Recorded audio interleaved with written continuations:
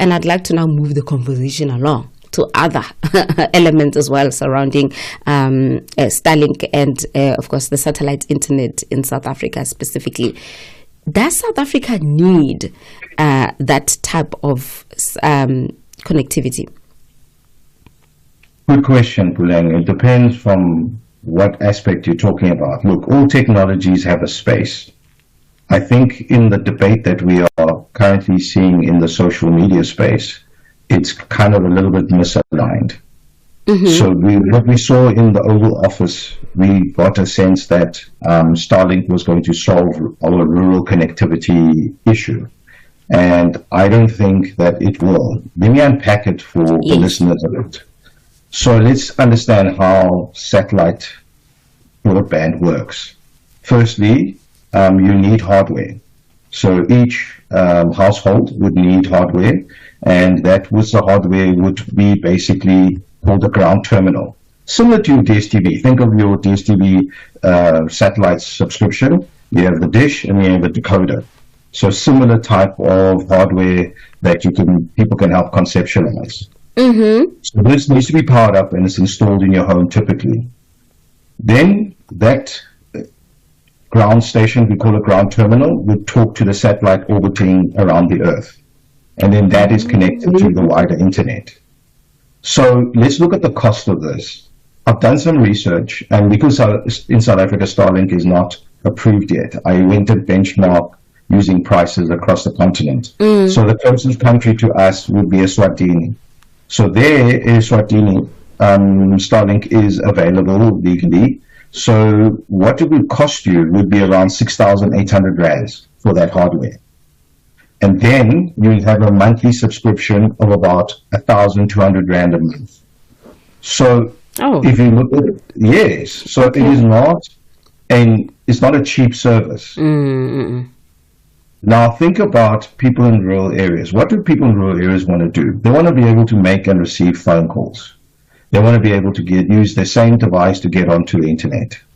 Now with Starlink, yes, it may address the internet connectivity in a household, but people will not be able to receive phone calls or make phone calls with that same device because the technology does not allow it. So already there's a mismatch. That's why I say we must look at what we're trying to solve. So the problem of our rural connectivity in South Africa is that we want people in rural areas to have the same end user experience as people in urban areas. So in urban areas, we're not considering Starlink because we have proper connectivity on mobile network. We have fiber if it's going to be for fiber services. So people in rural areas should be afforded the same. So the noise around Starlink to say it's going to be the silver bullet that solves our internet connectivity problems in rural areas is not true. Because where I see it playing a role is possibly in the leisure industry, where you have these, because tourism is big in South Africa, where there's areas where you have game lodges or other hotels that are very remote, and there, because of the lack of cell coverage, internet connectivity is not possible. There, I think it has a role to play. If you look at how we police our borders of the country, there are areas where there are no towers and therefore communication with the security forces is limited.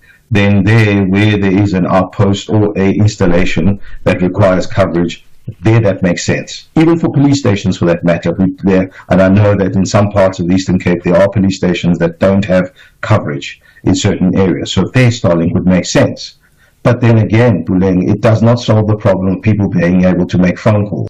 And then once you're out of the range of where that Starlink service is, say in a home or in a hotel, there is no coverage. So it doesn't not blanket and cover the area adequately enough to be able to replace what we are used to with our cell phones. Oh, well, it is very, very clear from just that, the explanation that you just gave us. So there is some level of space, and like you said, every innovation, the space for innovation, basically. But I want to look at the possibility of job creation that it could come with. You spoke, but also, maybe let me rewind a bit. Majority of South Africans, in terms of that price, who need connectivity, definitely are excluded automatically based on affordability, if that's how much it's going to cost. So that digital divide, it's not really being catered for. But if we had to say, if it existed in South Africa, what would be potential of creating employment if we had Starlink here? Let's unpack that. So let me talk to what I know, which is the tower, the cell tower industry, and that ecosystem, so that people can understand how jobs are created in that ecosystem. Firstly, when a tower comes about, that tower has to be permitted. So it has to be, this is going through all the approvals with the various government agencies. And for your listeners, let's just take them through it very quickly so that they have context. So firstly, we have to have an approval from the Civil Aviation Authority to have that tower in that location. So an application must be made. So the Civil Aviation Authority also uses other government agencies, and there's a fee payable. So it's not free service. So we pay for that permit. Then you have to apply to the Department of Environmental Affairs. And then they also have to approve the tower, because they look at where the tower is going to be located and does it impact on the environment in a negative way. And if it does, then an application must be made, especially around our pristine green areas. You don't want to disrupt what is there. So you have to always weigh up that.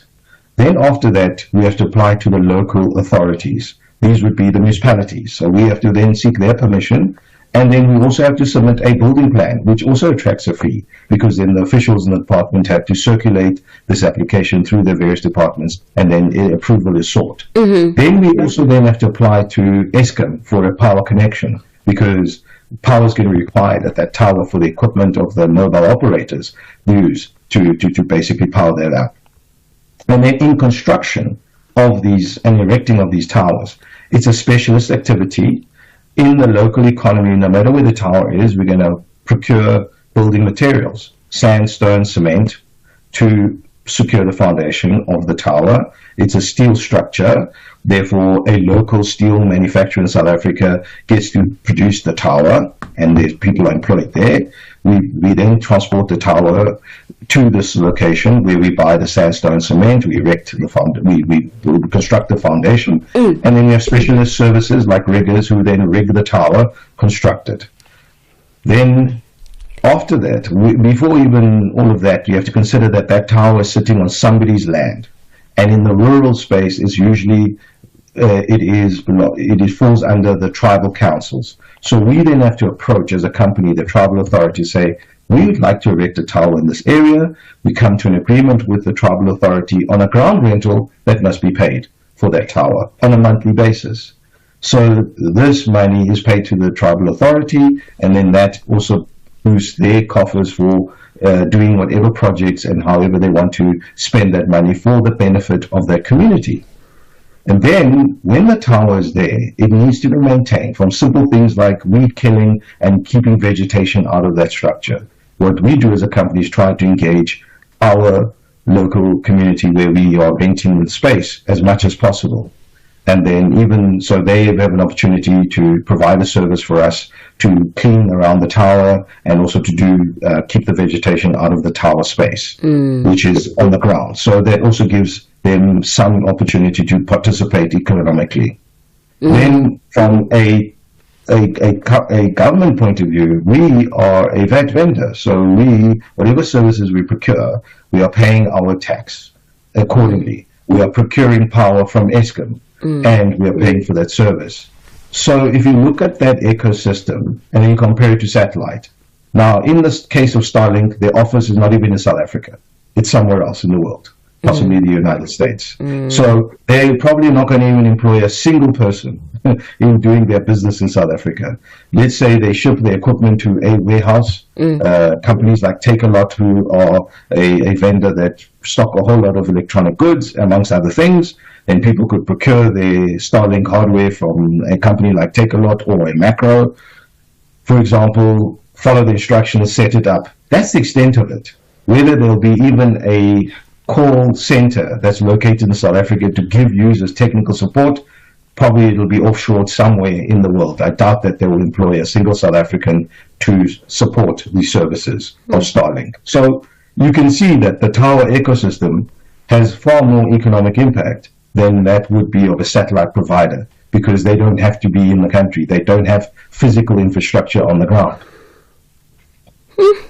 Okay, I mean, time-wise, I'm looking at how much time I have before I have to go to the news. But, you know, from what you've just said now, Sean, is, yeah, okay. Because I thought, there should be some level of local benefit for everyday people. And my thinking was, they may not be able to afford Starlink in their home, but they could get jobs through having it operate here in South Africa.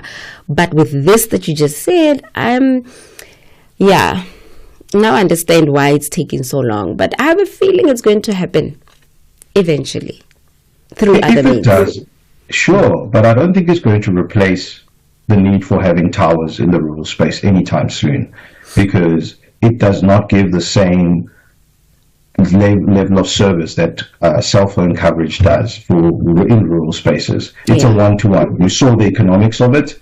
It's very expensive, and it's also limited. It doesn't have mobility. You can't carry around your Starlink package in your backpack powered up to just be able to get connected to the internet. It's not feasible. Okay, so thank you so much, Sean. I do have to cut our chat here, so I can go to the news. But that was quite insightful, and I think it's a conversation that was supposed to be had instead of just getting stuck in controversy. And I'm not sure why all of these things that are coming up are not of importance to the man behind Starlink. We live in an era of a lot of misinformation, and definitely. I think it's a pity. And then also we never even discuss even the politics of Starlink. So imagine the person behind it decides to switch off the service for whatever reason. So we cannot be held hostage as a country with that type of personality. So that is my personal view. So it is seen to be a person who at a whim will decide to do something that may not be in the interests of others. Yeah. I for some reason I agree with that. All right. Thank you, Sean. Have a good day going forward. Thank you. Anytime. Thanks for the opportunity to talk to you. Oh my goodness. We have to go to the news now.